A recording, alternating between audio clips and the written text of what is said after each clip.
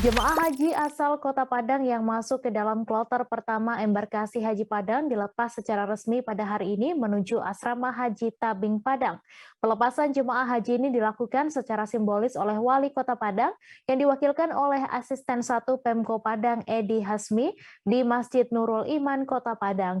Pelepasan jemaah haji berlangsung hikmat dengan penyampaian sambutan dan diakhiri dengan doa bersama. Untuk informasi selengkapnya akan disampaikan langsung oleh rekan jurnalis Tribun Padang, Rima Kurniati yang kini sudah terhubung bersama kami. Silakan Rima.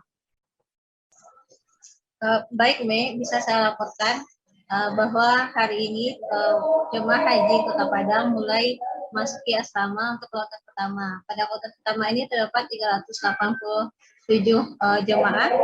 Mereka direncanakan akan berangkat besok Sabtu dari embarkasi Haji Padang.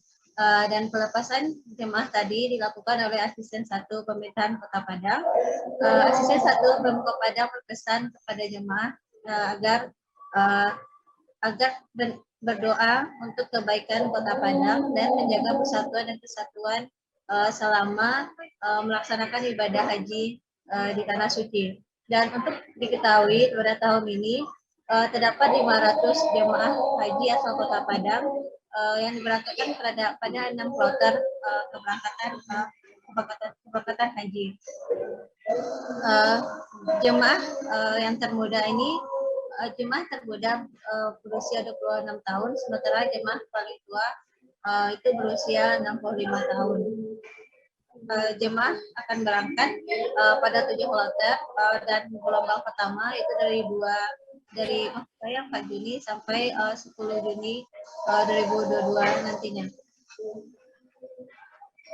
Dan juga pada pelepasan jemaah tadi nampak suasana antar jemaah dan keluarga, suasana haru bercampur bahagia, dan para jemaah sangat berharap sama perjalanan bisa berjalan aman dan kembali ke tanah air dan menjadi jemaah haji yang mampu.